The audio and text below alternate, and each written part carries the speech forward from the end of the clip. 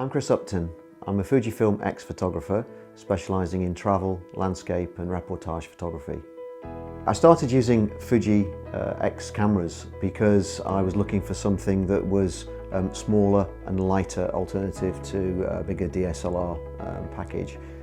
And the Fuji X-E1 came out and that really suited exactly what I was looking for. So for me it was small, it was light, it was robust, solid but not heavy.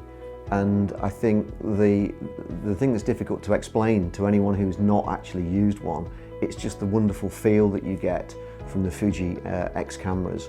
And it just felt right.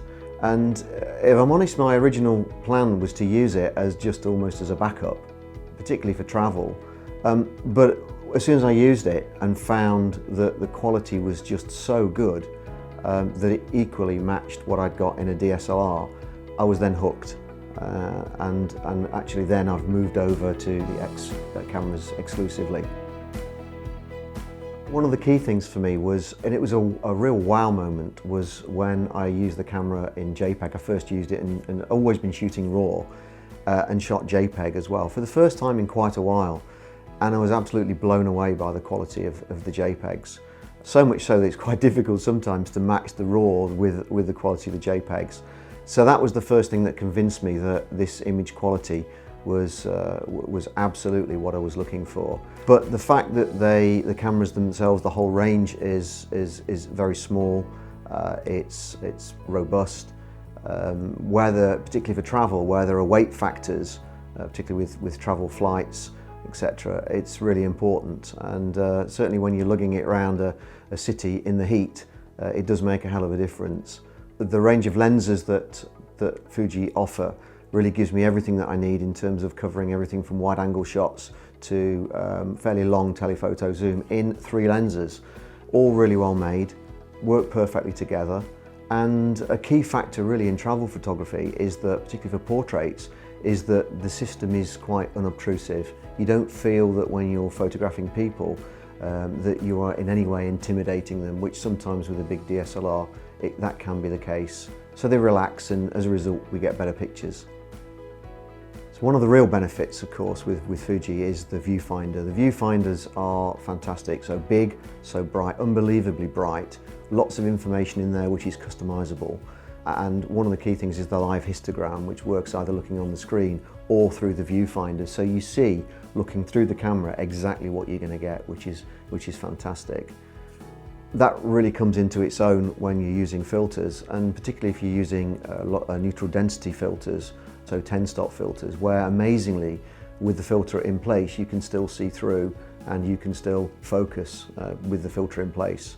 Having used the XE2S versus, say, the XE1, there are some major differences.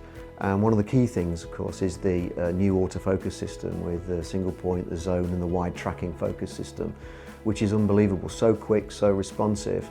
And it was introduced into the X-T1, now into this new camera as well. And it really is a game changer. It's a quantum leap versus the XE1, which was fine, but this is even better. I think one of the key benefits as a landscape photographer, where often you'll use manual focus, are the focusing aids within that program. So for example, I would use the focus peaking, where I'll turn the highlights to red. So that is a really useful feature and enables you to get the focus spot on every time. One of the things that really impresses me with Fujifilm is the way that they listen to photographers and take things on board.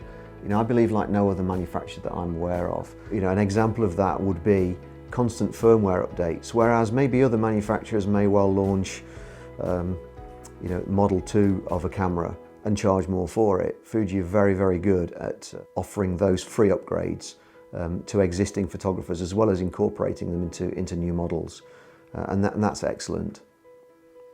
I've just completed a major project, which has been the documenting of Thoresby Colliery in Nottinghamshire.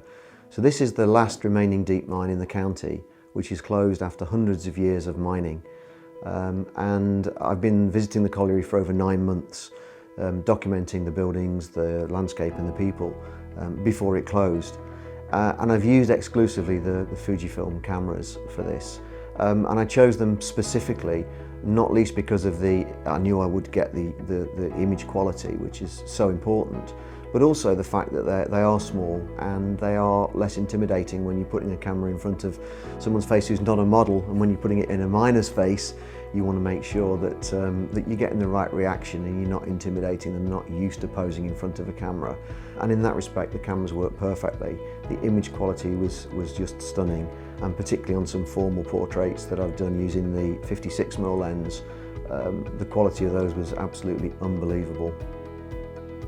So I've been shooting now Fuji for almost 3 years, and I can honestly say that I've never enjoyed my photography more. And I think that's not only down to the quality of the equipment, the feature set, and the image quality that you get from Fujifilm cameras, but it's the intangible thing, just the enjoyment of using it, the look and the feel, and that's really, really important. And many people will come up to me and ask, you know, what are you shooting, this rangefinder type camera? They want to know more about it. And I can genuinely talk with enthusiasm about the product because, you know, I truly believe in it, really enjoy using it. It's been a great journey for Fujifilm over the last 5 years, developing the X-Series cameras, and I'm sure there's more to come, so here's to the next 5 years.